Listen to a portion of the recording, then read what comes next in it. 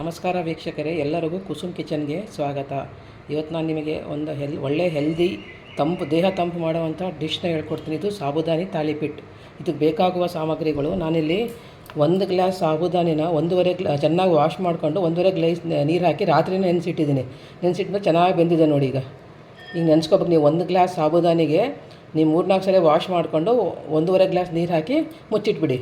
ಬೆಳಿಗ್ಗೆ ಚೆನ್ನಾಗಿ ನೆಂದುಬಿಡುತ್ತೆ. ಇದಕ್ಕೆ ನಾನು ಸ್ವಲ್ಪ ಶೇಂಗಾನ ಪುಡಿ ಮಾಡಿ ಇಟ್ಕೊಂಡಿದ್ದೀನಿ, ಸ್ವಲ್ಪ ಹಸಿಮೆಣ್ಸಿನ್ಕಾಯಿ, ಒಂದು ಬಟ್ಲು ಕರಿಬೇವು, ಒಂದು 2-3 ಆಲೂಗಡ್ಡೆ ಬೇಯಿಸ್ಕೊಂಡಿದ್ದೀನಿ ಕುಕ್ಕರೆಲ್ಲ ಇಟ್ಕೊಂಡು. ಮತ್ತು ಇದಕ್ಕೆ ಒಂದು 2-3 ಕ್ಯಾರೆಟು, ಒಂದು 2 ಚಿಕ್ಕ ಈರುಳ್ಳಿ ಚೆನ್ನಾಗಿ ಸಣ್ಣಗೆ ಹೆಚ್ಕೊಂಡಿದ್ದೀನಿ, ಒಂದು ಸ್ವಲ್ಪ ಕೊತ್ತಂಬರಿ, ಒಂದು ಸ್ವಲ್ಪ ಜೀರಿಗೆ, ಇದು ಅರಿಶಿಣ ಪುಡಿ, ಸ್ವಲ್ಪ ಜೀರಿಗೆ, ಒಂದು 2-3 ಸ್ಪೂನು ಅಕ್ಕಿ ಹಿಟ್ಟು. ಇದಕ್ಕೆ ಸ್ವಲ್ಪ ಉಪ್ಪು ಬೇಕಾಗುತ್ತೆ. ಇದು ಮಾಡೋದು ಹೇಗಂತ ಹೇಳ್ತೀನಿ ಈಗ ನೋಡಿ. ನಾನು ಸಬ್ಬಕ್ಕಿ ಆಲೂಗಡ್ಡೆ ನೀನು ಬೇಯಿಸ್ಕೊಂಡಿದ್ನಲ್ಲ, ಅದನ್ನು ನಾನು ಚೆನ್ನಾಗಿ ಹೆರ್ಕೊಂಬಿಟ್ಟಿದ್ದೀನಿ. ನೀವು ಹೆರ್ಕೊಂಬಿಡಿ, ಮ್ಯಾಶ್ ಮಾಡೋಕ್ಕೆ ಹೋಗ್ಬೇಡಿ, ಅವಾಗ ಗಂಟು ಬರಲ್ಲ ತಾಳಿಪಿಟ್ಟಲ್ಲಿ. ನೋಡಿ, ಚೆನ್ನಾಗಿ ಮ್ಯಾಶ್ ಮಾಡಿ ಇಟ್ಕೊಂಡಿದ್ದೀನಿ ಆಲೂಗಡ್ಡೆನ ಬೇಯಿಸಿದ್ದನ್ನು. ಸಾಬುದಾನಿ ಏನು ನೆನೆಸಿಟ್ಕೊಂಡಿದ್ದ ಒಂದು ಗ್ಲಾಸ್ ಅದನ್ನೆಲ್ಲ ಒಂದು ದೊಡ್ಡ ಅಗಲ ಬಾಂಡೆಗೆ ಹಾಕ್ಕೊಂಡಿದ್ದೀನಿ. ಅದಕ್ಕೆ ನಾನು ಇದು ಹೆರ್ದಿದ್ದು ಆಲೂಗಡ್ಡೆ ಹೆರ್ದಿದ್ದು ಆಲೂಗಡ್ಡೆನ ಹಾಕ್ತಾಯಿದ್ದೀನಿ. ಇದಕ್ಕೆ ಒಂದು ಅರ್ಧ ಕೊತ್ತಂಬರಿ ಕಟ್ ಮಾಡ್ಕೊಂಡಿರೋದು ಹಾಕಿದ್ದೀನಿ. ಮತ್ತು ಇದಕ್ಕೆ ಸಣ್ಣದಾಗಿ ಹೆಚ್ಕೊಂಡಿರೋ ಹಸಿಮೆಣ್ಸಿನ್ಕಾಯಿ, ಒಂದು ಬಟ್ಲು ಕರಿಬೇವು, ಒಂದು 2-3 ಕ್ಯಾರೆಟ್ ಹೆರ್ಕೊಂಡಿರೋದು, ಒಂದು 2 ಚಿಕ್ಕ ಈರುಳ್ಳಿ ಚೆನ್ನಾಗಿ ಹೆಚ್ಕೊಂಡಿರೋದು, ಇದಕ್ಕೆ ಸ್ವಲ್ಪ ಜೀರಿಗೆ,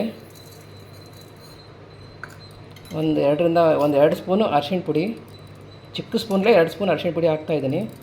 ಇದಕ್ಕೆ ನಾನು ಶೇಂಗಾನೇನು ಹುರಿದು ಶೇಂಗಾನ ಪುಡಿ ಮಾಡಿ ಇಟ್ಕೊಂಡಿದ್ದಾರೆ, ಅದನ್ನು ಹಾಕ್ತಾಯಿದ್ದೀನಿ. ಇದಕ್ಕೆ ಹಾಕಿ ಇದಕ್ಕೆ ಒಂದು 2 ಸ್ಪೂನು ಅಕ್ಕಿ ಹಿಟ್ಟು ಹಾಕಿ ಚೆನ್ನಾಗಿ ನಾದ್ಕೊಂಡ್ಬಿಡ್ತೀನಿ.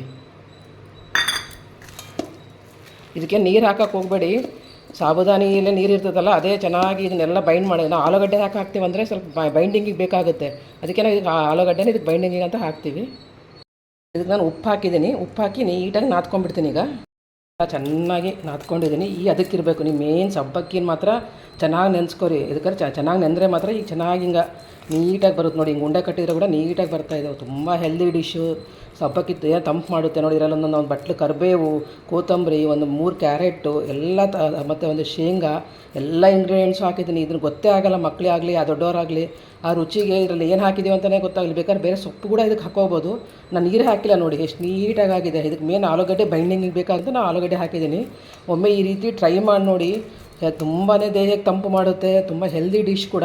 ಇದನ್ನು ಹೇಗೆ ಮಾಡೋದು ಅಂತ ಇದನ್ನೊಂದು ಈಗೆಲ್ಲ ನಾದಿಟ್ಕೊಂಡು ಹಿಂಗೆ ಇದನ್ನು ಒಂದು ಅರ್ಧ ಗಂಟೆ ಕಾಲ ಮುಚ್ಚಿಟ್ಬಿಡಿ. ಅಂದರೆ ಸಬ್ಬಕ್ಕಿನ ಮಾತ್ರ ಚೆನ್ನಾಗಿ ನೆನೆಸ್ಕೊರಿ.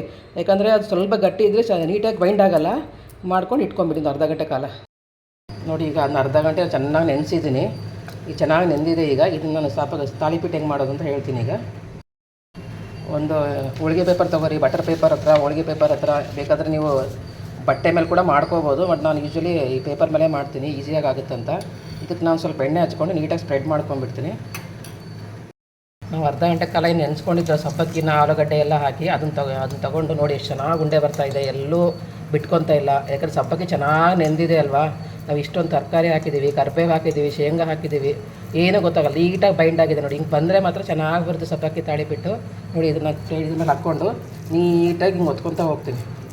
ನಿಮ್ಗೆ ಎಷ್ಟು ತೆಳ್ಳು ಬೇಕೋ ಅಷ್ಟು ತೆಳ್ಳಗೆ ಬರುತ್ತೆ ಇದು. ನೀವು ಸ್ವಲ್ಪ ಏನಾದ್ರು ಕೈಗೆ ಅಂಟ್ತಾ ಇದ್ದರೆ ಒಂದು ಸ್ವಲ್ಪ ನೀರು ಹಚ್ಕೊಂಡು ನೀಟಾಗಿ ಸ್ಪ್ರೆಡ್ ಮಾಡ್ಕೊಂಬಿಡಿ.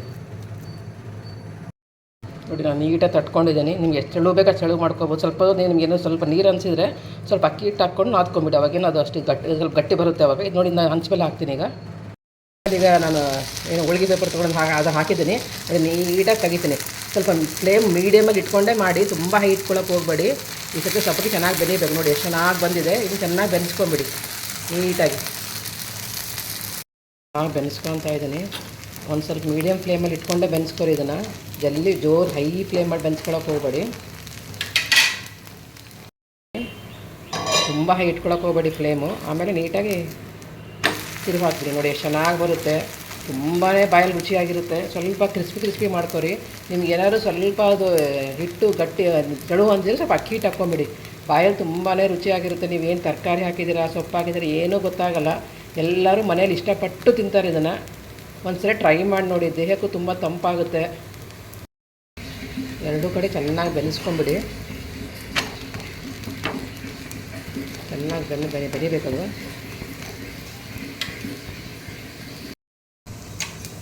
ನೋಡಿ, ಬಿಸಿ ಬಿಸಿಯಾದ ಸಬ್ಬಕ್ಕಿ ತಾಳಿಪಟ್ಟು ರೆಡಿಯಾಗಿದೆ. ಈ ರೀತಿ ಒಮ್ಮೆ ಖಂಡಿತ ಟ್ರೈ ಮಾಡಿ ನೋಡಿ, ತುಂಬ ಚೆನ್ನಾಗಾಗುತ್ತೆ. ನೋಡಿ ಎಷ್ಟು ತೆಳುವಾಗಿದೆ. ಇದಕ್ಕೆ ಚಟ್ನಿ ಮಾಡ್ಕೊಂಡು ತಿನ್ಬೋದು. ತುಂಬಾ ಹೆಲ್ದಿಯಾಗಿರುತ್ತೆ ಮತ್ತು ಬಾಯಲ್ಲಿ ತುಂಬಾ ರುಚಿಯಾಗಿರುತ್ತೆ. ಖಂಡಿತ ಒಮ್ಮೆ ಈ ರೀತಿ ಟ್ರೈ ಮಾಡಿ ನೋಡಿ. ನಿಮಗೆ ಇಷ್ಟ ಆದರೆ ಲೈಕ್ ಸೆಕ್ಷನಲ್ಲಿ ಕಮೆಂಟ್ ಮಾಡಿ, ಇದಕ್ಕೆ ಸಬ್ಸ್ಕ್ರೈಬ್ ಮಾಡಿ. ನೋಡಿ ಎಷ್ಟು ತೆಳುವಾಗಿದೆ. ನಿಮ್ಗೆ ಎಷ್ಟು ತೆಳು ಬೇಕು ಅಷ್ಟು ತೆಳು ಮಾಡ್ಕೋಬೋದು. ಸ್ವಲ್ಪ ಸಬ್ಬಕ್ಕಿ ಇರೋದ್ರಿಂದ ಸ್ವಲ್ಪ ಲೈಟಾಗಿ ದಪ್ಪ ಬರುತ್ತೆ, ತುಂಬ ತೆಳುಗೆ ಬರೋಲ್ಲ. ಯಾಕಂದರೆ ಸಬ್ಬಕ್ಕಿ ನಾವು ಹಂಗೆ ಹಾಕಿದ್ವಲ್ಲ, ಅದನ್ನು ಗ್ರೈಂಡ್ ಮಾಡಿ ಹಾಕಿಲ್ವಲ್ಲ. ನಿಮಗೆ ಇಷ್ಟ ಆದರೆ ಲೈಕ್ ಮಾಡಿ, ನನ್ನ ಚಾನಲಿಗೆ ಸಬ್ಸ್ಕ್ರೈಬ್ ಮಾಡಿ.